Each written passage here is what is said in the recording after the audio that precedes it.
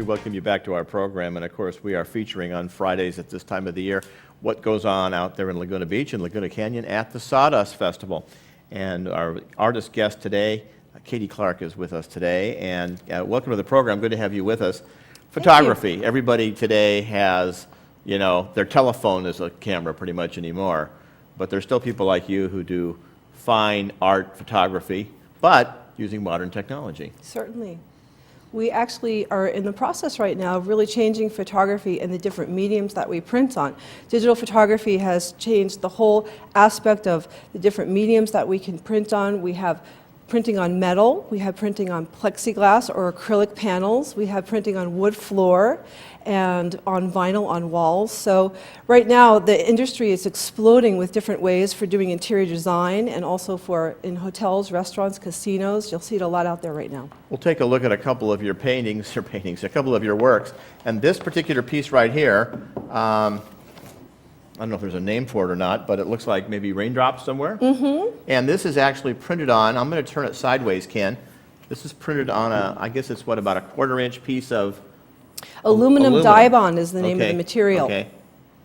You can see that, and it gives it a unique, shiny, reflective finish, some of which is in the photography process. Some of it's in the metal, though. It's getting a lot of flash and flare off of that there as well. So this is typical of the things you're doing today. Exactly, and I think the public is really excited about it when they come to the booth and they see these metal pieces.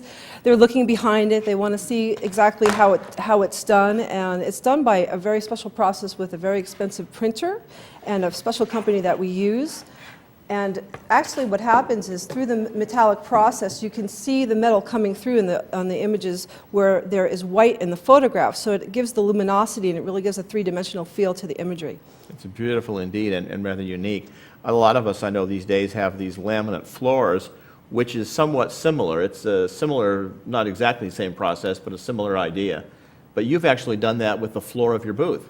Yes, that's actually one of our most exciting features and one that the public is going crazy about. We took an oak hardwood floor and ran it through the printer. Now, there's a few people on their hands and knees trying to find the sticker where we stuck it on it, but actually that's not true at all.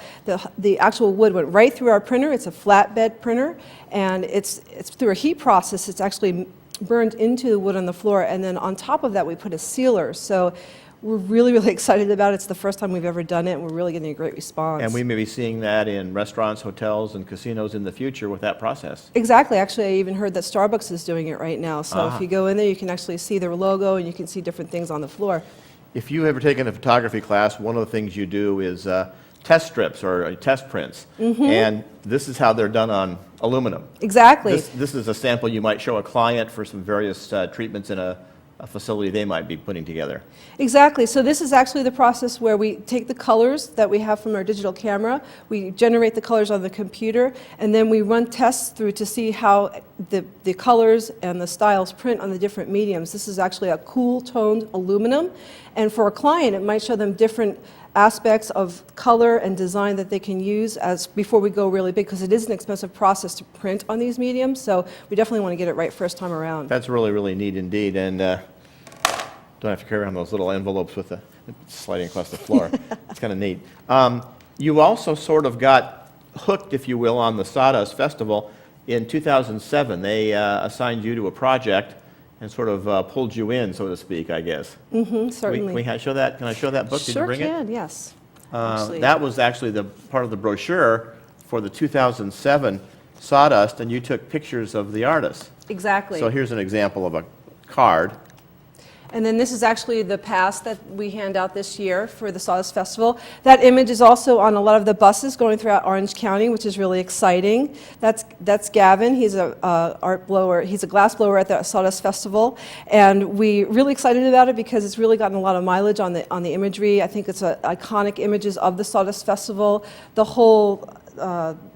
whole purpose of the campaign was to get to know the artists up close and personal. There were 21 artists that were picked in 2007 to be featured, so the viewer could actually get a close look at what the artist is like in order to come to see them in their booths.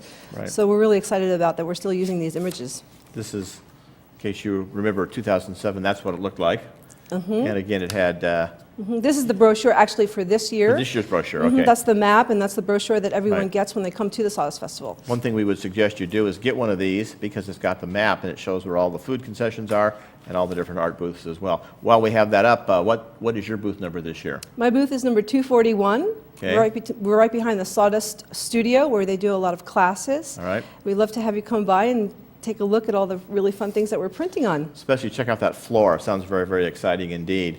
Well, obviously, you have the photography technique, but there's also the artistic aspect of it, is lighting and framing and exposure and all that. You brought along your camera, and Canon camera is a very popular type of camera. This one is is digital, correct? Not film. Yes, this is a digital camera. This is a 7D, Canon 7D, which is a new camera that's out. It actually has video inside of it as well, which has become very popular with videographers.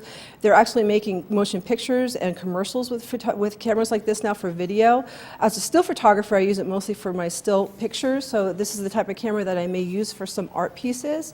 And the digital capabilities is what allows us to be able to print on the different mediums. It allows us to go in and custom change different imagery for design, so we can change color, we can change size, and we can also take many pictures if a client's interested in something different and show them a lot of proofing. So we're just so jazzed about the digital technology. It's amazing. And from a cost standpoint, you don't have all those throwaway pictures. Exactly. For a Throwaway novice. slides. Yeah. For a novice, it's really wonderful learning curve because you can actually look at your photographs right after you take them on the back. You can adjust them. You can also look at them on the computer and fix them. Right. And we're actually going to be teaching some classes this fall at KCP Studios for people anywhere from 4 years old up to 90 years old Excellent. that want to learn how to use a camera. So we're really Good. excited about the development. And the bad ones, it's very easy to delete. You don't feel quite so bad as you used to take that whole tray of slides and maybe have Exactly. 2 great slides out of 50, and the rest, professional photographers would do that all the time. They would take 100 slides to get one for the cover of National Geographic.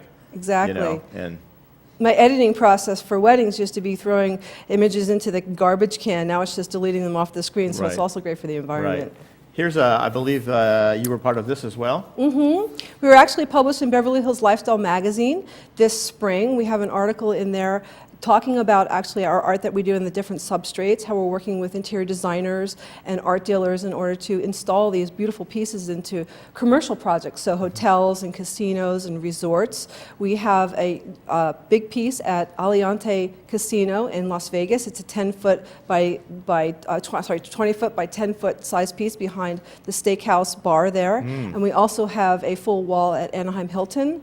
So we're really getting out there in the public. We're at the Ritz-Carlton, and that's what the article is about. Excellent indeed. Well, sometimes something that's very, very new is actually also very, very old.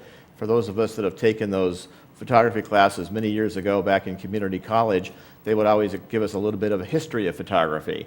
And obviously, early photography was done on metal plates. Metal, which is actually really exciting for me because I've always been very fascinated with the beginnings of photography and the history of photography. So the fact that we're going back to printing on metal to me is fascinating. The very first processes were daguerreotypes, which were actually tin. They also call them tin types. They were actual photography on metal. There's still some of them available that you can see. I know the Getty has a big collection in LA, but it's really fascinating to see now taking the modern day photography and putting it on something. It's a little bit of a different process, but to me it's going back to those days. Also, the cyanotype was one of the first photographic processes in the 1800s, and the imagery that we do now, just with the tonal ranges, is going back to that same look, very abstract, very one-tone, two-tone images. So I'm fascinated with how the old becomes new.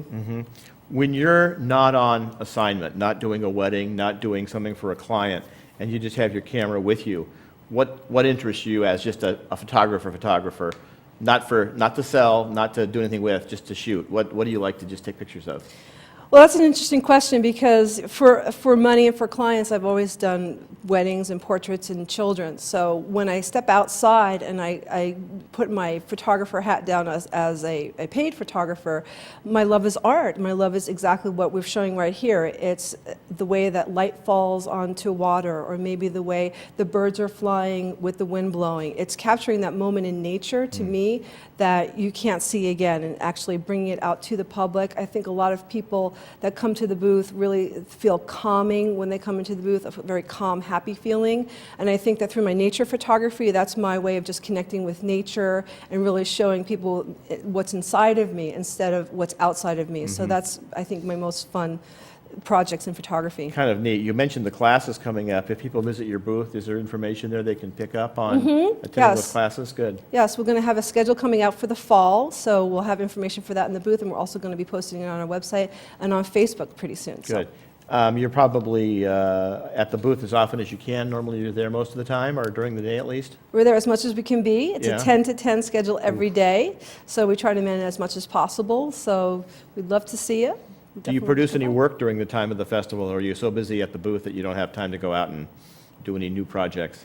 Actually, we do produce work there. We get a lot of attention because we have a very big Macintosh screen in the booth, and then we also mirror it to a plasma screen on the wall. So as we're doing retouching and we're creating new art, people can actually see us doing that as they walk by the booth. So that Right. gets a lot of excitement and attention too. And you're using electronics as opposed to touch-up paint or retouch or whatever people used to use for photography. Exactly. Now you do it with the computer.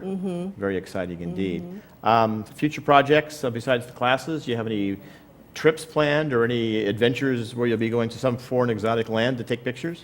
You know, actually, I've done a lot of travel, but most recently we're staying a lot at home because we're really trying to build this new business that we're doing. It's called Unlimited Design Concepts, and what we're trying to do is work a lot with local designers and local architects to try to get the word out that we're doing these processes. So staying close to home right now because we're building a new business, and that's really very exciting. As you can imagine, in this community, we have a lot of folks who are retired. We also have a lot of folks who maybe still are working in different industries and fields doing consulting work. So they might want to come by and pick up your business card as well if they're working on some new hotel or some new casino or some new project. Some of your work might be adorning the walls of those projects, and they can talk to you about that as well. We would be absolutely delighted to talk to anyone like that for sure. Very good. We urge you folks to drop on by, take a look at this unique photography process, photographs on metal, and not just metal, oak floors now, and plastics, and all kinds of things. So pretty exciting indeed. Thanks so much for coming by today and Thank sharing you. some time with us. And we urge you folks to head out there and check it out. The Sawdust Festival runs through the end of August. And as I always do as I wrap up these segments, stop by Friend's popcorn stand and say hi to my sister-in-law, Louie, who's usually there on the weekends selling popcorn. All right, have a good week at the festival. And again, thank you for coming by and talking with us. And we'll be coming back with more local news. Ken will be here with an update on the weekend weather as we continue.